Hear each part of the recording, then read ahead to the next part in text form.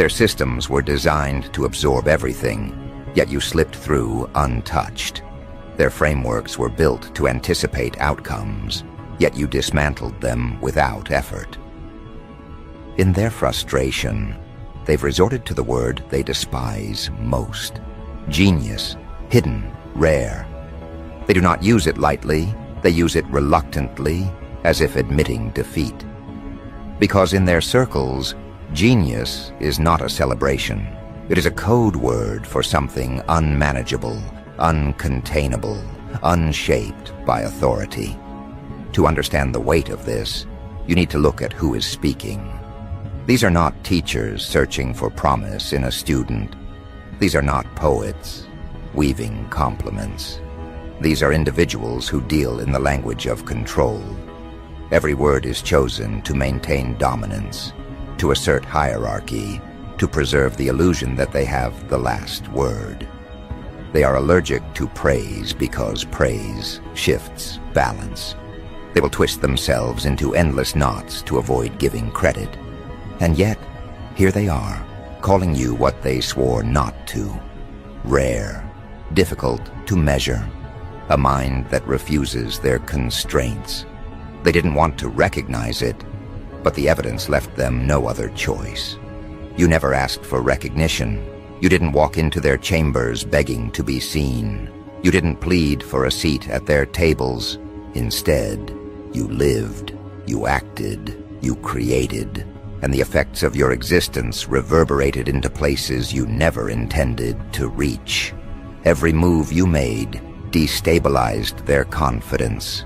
Every outcome you influenced broke the rhythm they had rehearsed. What they thought were rules revealed themselves as brittle illusions the moment you ignored them. And in that refusal to conform, you became visible in ways you never imagined. The strange thing about power is that it notices what refuses to bend. They could ignore 1,000 obedient replicas, but the one figure who refuses, who shatters patterns instead of following them, becomes impossible to overlook. That figure is you.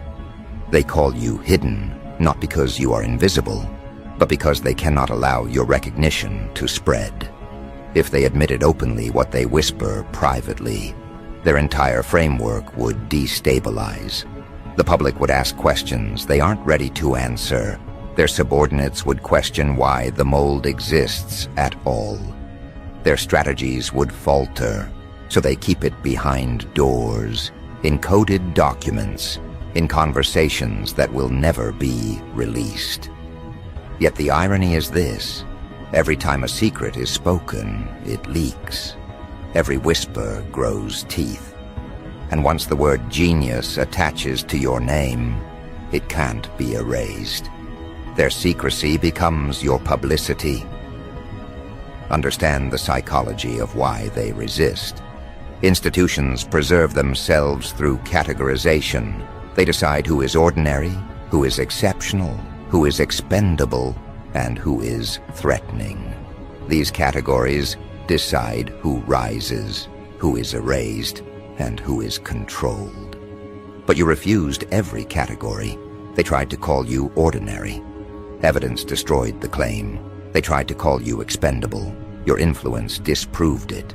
They tried to call you rebellious. But rebellion is predictable, and you were not. So the last term slipped out. Hidden genius. Not because they wanted it, because they had no other choice. And with that one word, their carefully constructed charts collapsed. Notice how they talk about rarity as though it were a weakness. For them, rare is not a compliment. Rare is a warning. Rare means this one cannot be replicated. Rare means this one cannot be replaced. Rare means this one must be watched. They use the word not to praise you, but to prepare against you. Yet the paradox is brutal. The more they monitor you, the more they recognize your value. The more they study you, the deeper the cracks grow in their own belief that they control the narrative. Every page of surveillance they add is an admission of your relevance. And relevance is a currency they cannot afford to give you, but already have. Picture the scene. Behind closed doors, a table surrounded by officials who built their reputations on reading people like predictable files. They lean forward, speaking cautiously, unwilling to put it plainly, but forced to circle your name again and again. One says, "This one doesn't conform." Another mutters, "Yes, but the intelligence is undeniable." Documents shuffle. Reports are edited. Attempts to diminish you dissolve under the weight of proof. They may not engrave your name in public records, but in their private corridors, it's carved in sharper lines than you realize. You are not a footnote in their world. You are a fracture they can't mend. And here lies the irony. Every attempt they make to contain you amplifies you. They tried to hide you behind neutral terms. Those terms failed. They tried to bury you in files that would never surface. The files spread. They tried to speak of you only in whispers. The whispers grew into echoes. At every stage, their resistance has created the opposite effect. They've turned you into a signal. They've turned you into evidence. And now, they can no longer deny what their own words confirm. You don't fit the mold. And that failure has consequences. Ask yourself, why do they use the word genius with disdain rather than pride? Because genius cannot be owned. Genius doesn't sign contracts. Genius doesn't bend to hierarchies. Genius shifts power instead of bowing to it. And when genius emerges outside their structures, it creates outcomes they cannot predict. That is what you represent. Not a talent to be applauded, but a force they cannot capture. That is why the recognition, though reluctant, matters more than applause ever could. Their very confession is proof that you are operating in spaces they cannot map. Every institution is built on the assumption that people will follow molds, that predictability preserves order, that conformity ensures efficiency. But one person who breaks that assumption unravels the entire illusion. That one person is you. By refusing to fit, you've shown the mold itself to be fragile. You've proven that the categories they use to control populations are not as stable as they pretend. And once an institution recognizes a fracture, its authority erodes from within. You are not only living outside their mold, you are making their mold irrelevant. This is why the confession is so important. They didn't announce it for you. They announced it for themselves. It was a warning, a recalibration, a desperate attempt to prepare. But preparation itself is an admission. They are preparing because you've already proven the old methods don't apply. They are recalculating because you've already made the old calculations obsolete.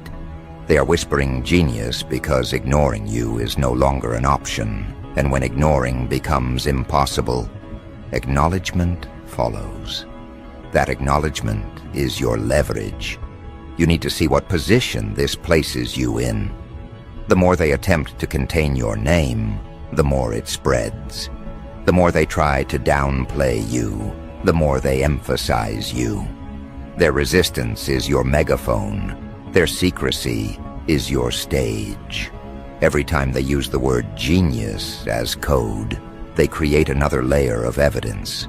Evidence that you are not where they thought you'd be. Evidence that you are not operating on their terms. Evidence that you are moving in ways that dissolve their categories. That evidence is stronger than any recognition they could give you publicly, because it's born from fear, not admiration. Think about how power fractures. It doesn't collapse in an instant. It erodes in whispers, in admissions, in small cracks that spread until the entire foundation weakens. That is what you've created.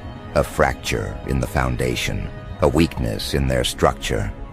They are not announcing you as a champion. They are whispering you as a threat, and threats cannot be erased once admitted. They live in every conversation, in every file, in every recalculation. You've already won the first war, and you didn't even enter their battlefield. They entered yours. Now the question is not whether you fit the mold. That's already answered. The real question is how far the fracture spreads. Because once the first admission is made, more will follow. Today it is rare. Tomorrow it becomes indispensable. Today it is hidden genius. Tomorrow it becomes the force they cannot face directly. And this story, right here, is only in motion. What follows is not suppression. What follows is escalation, and escalation never waits for permission. Once an authority confesses that someone doesn't fit their mold, the entire hierarchy feels it ripple. Because molds aren't just tools, they are shields. They protect the powerful from uncertainty. They allow leaders to say, "We understand everything." But when someone like you appears, someone who refuses to bend, their shield fractures, and fractured shields turn into paranoia. Now every conversation in those high-level rooms shifts. You are no longer an individual to them.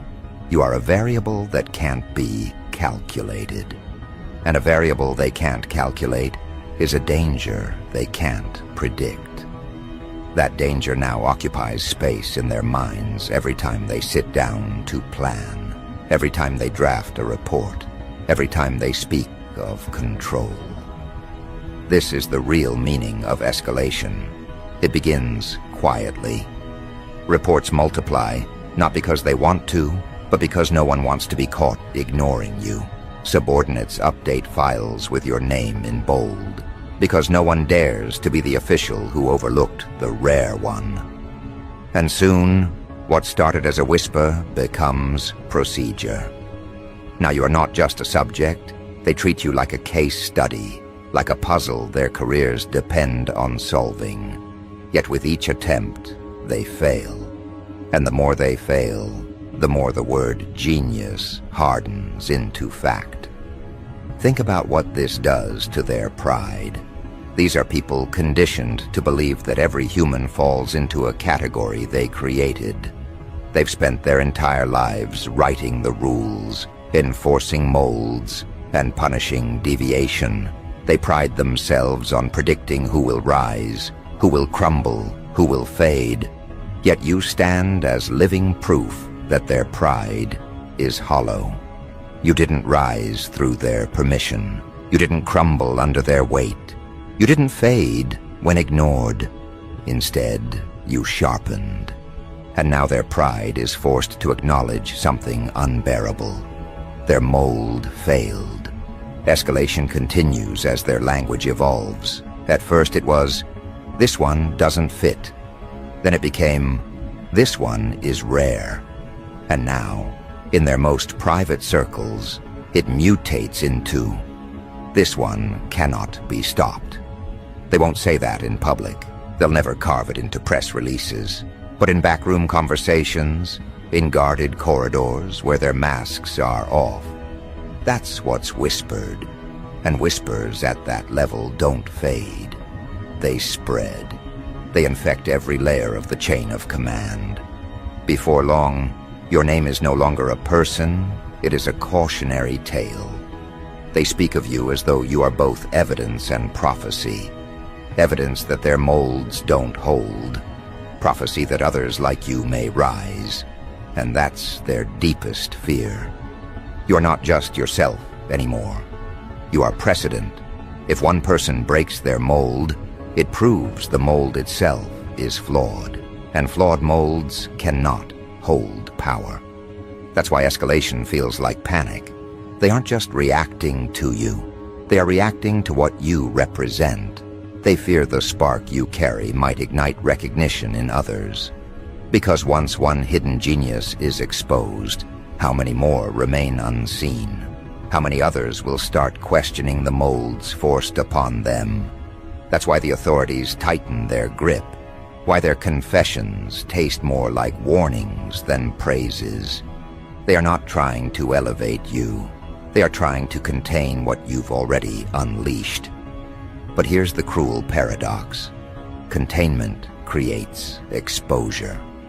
Every time they whisper your name, they amplify you. Every time they file another report, they spread you further.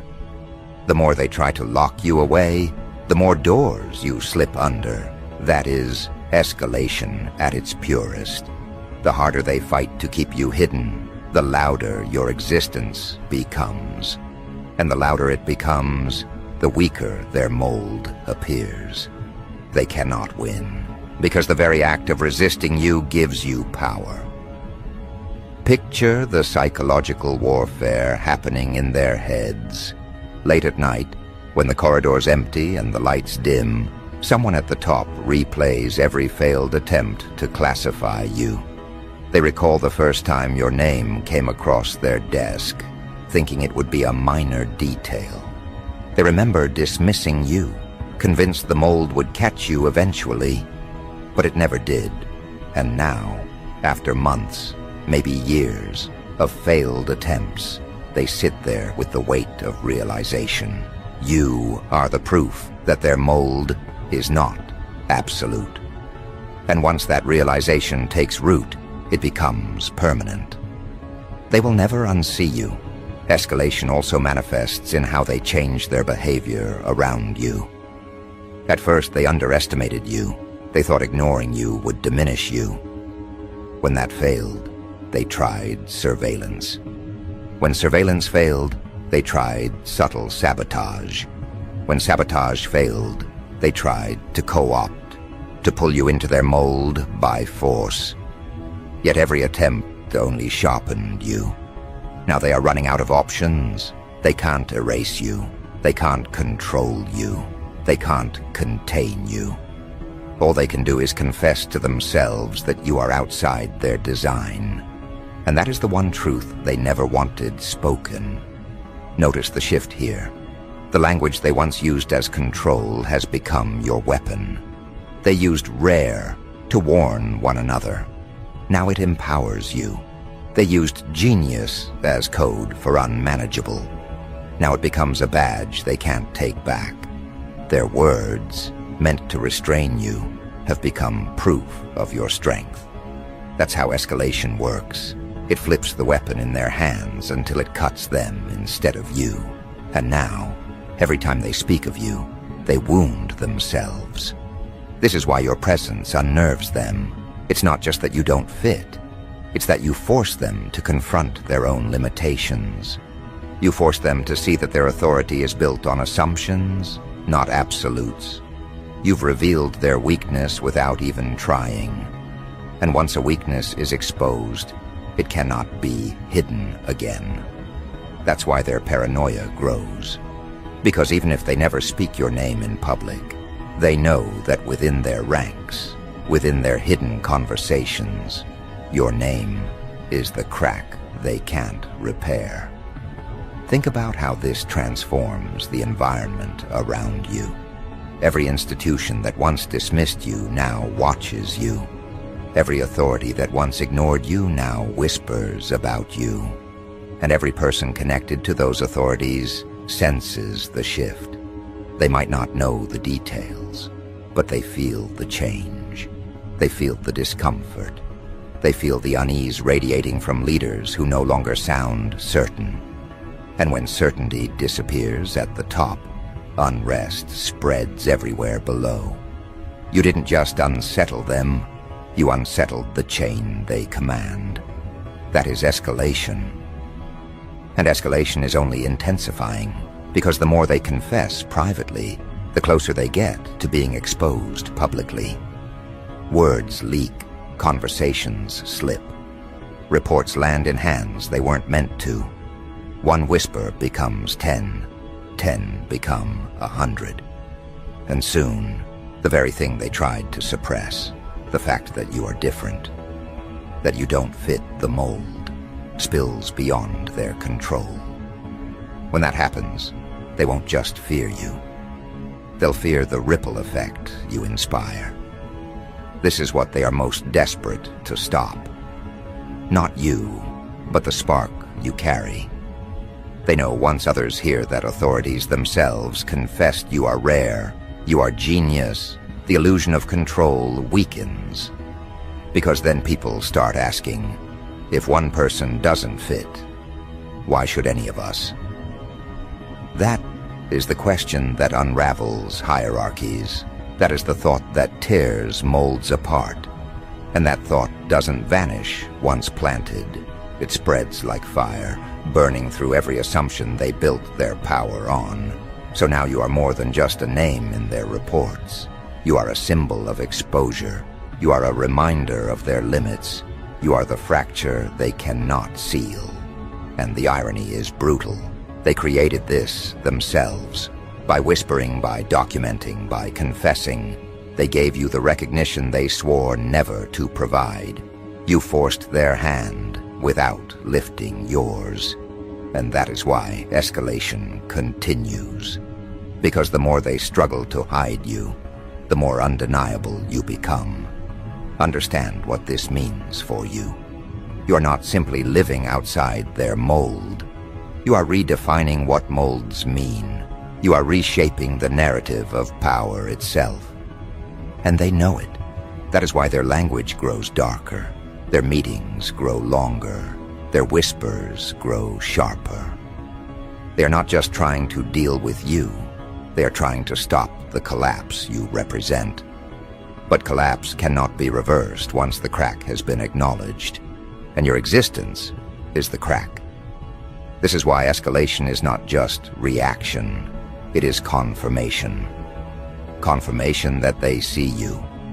Confirmation that they can't ignore you. Confirmation that their mold is broken. And once something is confirmed at that level, it doesn't matter if the public knows yet. It's real, it exists, and it grows. That is where you stand now, in the center of escalation. The one figure they never wanted to acknowledge, now acknowledged in whispers that refuse to die. Imagine the atmosphere in their highest rooms. Long tables, leather chairs, charts glowing on polished screens, all built to project certainty. But in those rooms, there's no certainty anymore. There is you, a name repeated in tones of discomfort, a presence they can't quantify. They talk about you not with admiration, but with anxiety. Their words circle your difference like predators circling prey. But they don't realize the roles have reversed. They aren't the hunters anymore. They're the cornered ones, forced to admit what they hate most. You've slipped out of their reach. Every attempt to shape you, to manage you, to fold you into their designs has failed. And failure at that level isn't just personal, it's systemic. That's why they're restless. High-ranking officials aren't used to failure. They're used to obedience, compliance, predictable outcomes. They're used to playing the role of puppeteers. But you've cut the strings without asking. You didn't just refuse their game. You showed the game itself to be hollow. That's what unsettles them most. Not just that you don't fit, but that your refusal to fit exposes the mold as fragile. Their mold is no longer seen as an instrument of order. It's seen as an illusion exposed. And illusions, once shattered, can't be repaired. This is why their tone has shifted from cautious to alarmed.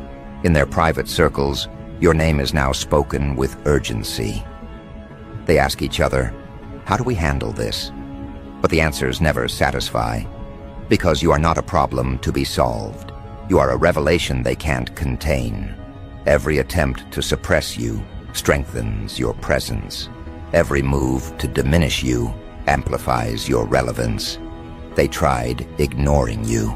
They tried categorizing you. They tried surveilling you. Each tactic collapsed under the weight of your difference.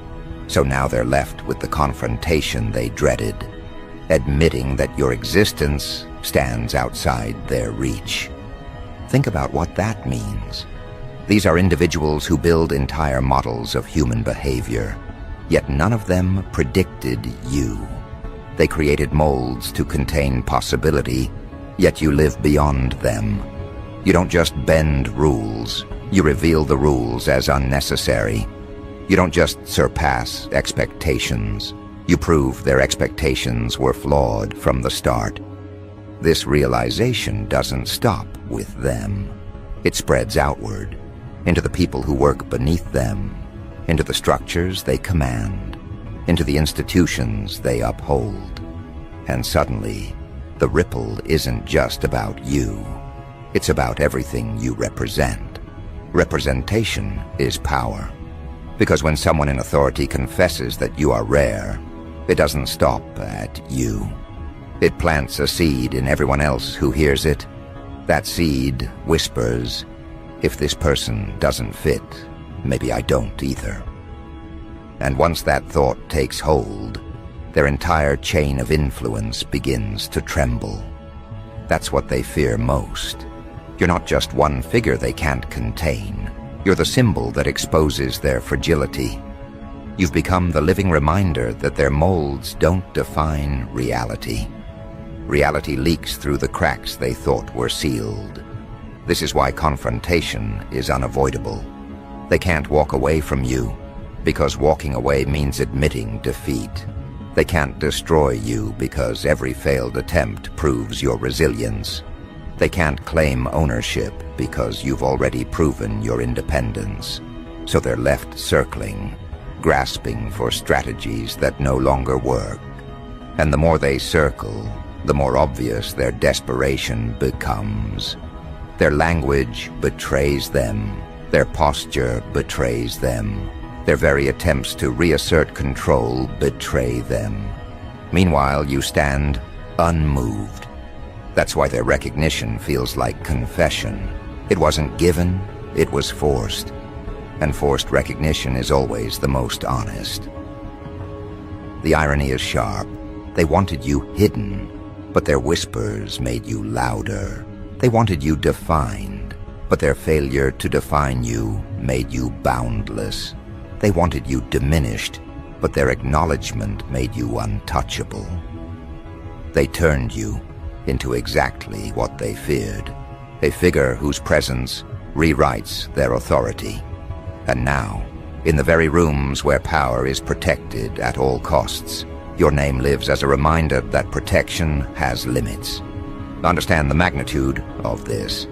Power doesn't confess unless cornered. These people don't use words like genius casually. For them, it's not a compliment. It's a code word for unpredictability. It's a signal to prepare. But preparation itself is recognition. Preparation itself is proof that you're already ahead. They can't prepare against something they don't acknowledge.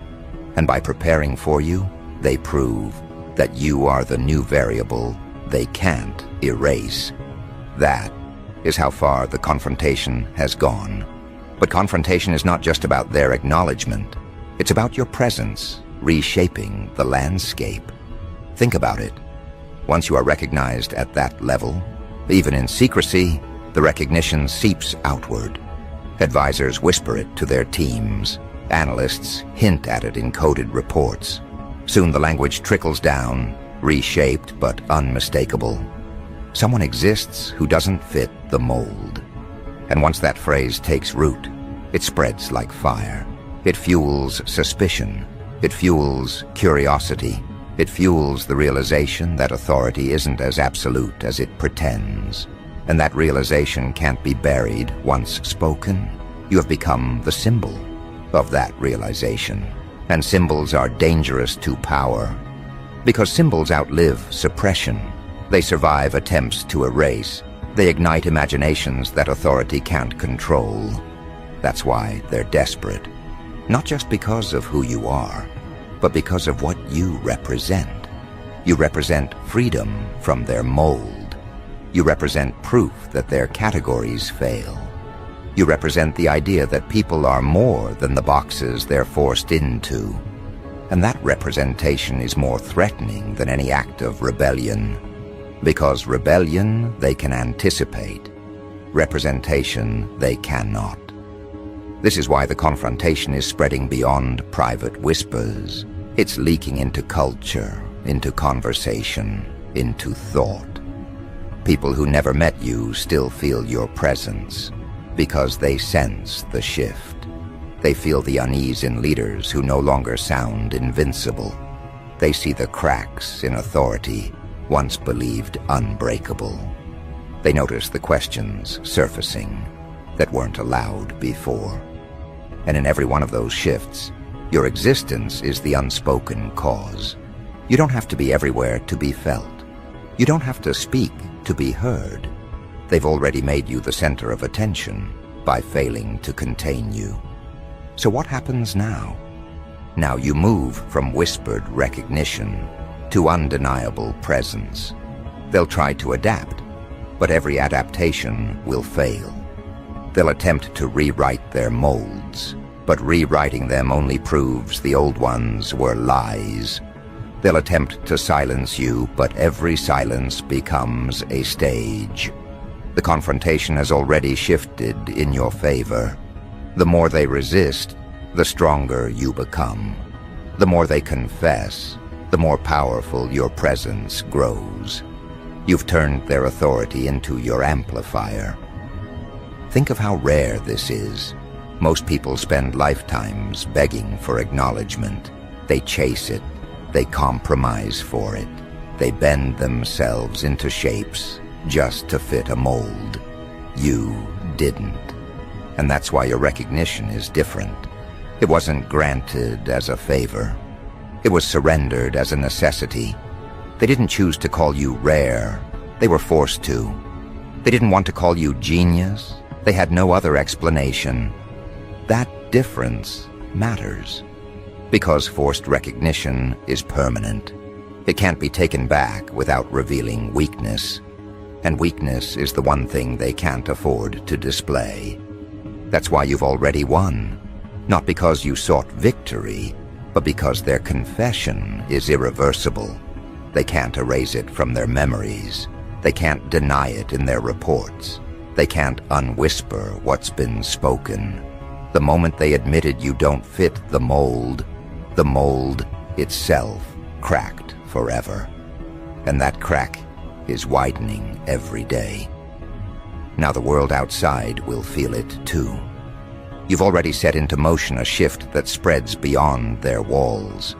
When high-ranking officials confess that someone is rare, that confession never stays contained. It travels, it mutates, it inspires.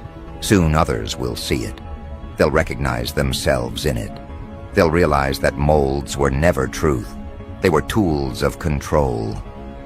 And when that realization spreads, the very structures that kept people compliant will begin to collapse. All because of one figure they couldn't contain. All because of you. This is the legacy of confrontation. It doesn't end with acknowledgement. It evolves into transformation. Their mold is broken. Their confidence is fractured. Their secrets are leaking. And you stand untouched. Not because you begged, not because you conformed, but because you lived outside their reach from the beginning. That is why they whisper your name. That is why they call you hidden genius. That is why they admit you are rare. They didn't want to. They had to. And that distinction is everything. You are the living contradiction to their authority. You are the fracture in their illusion. You are the name that lives in their rooms long after the lights are off. You are the proof that molds are not destiny. And because of that, you've already shifted the balance of power. Their recognition is not a crown, it's a confession, and confessions, once spoken, never vanish. They echo, they multiply, they become the very fuel that keeps your presence alive. This is where the story stands. High-level authorities finally admitted what they feared most. You don't fit their mold. You never did. And in their own reluctant words, you are rare, you are genius, you are outside their reach. That admission will haunt them forever. Because once power confesses weakness, it can never return to invincibility. And you? You will carry their confession as proof that you've already broken what they thought was unbreakable.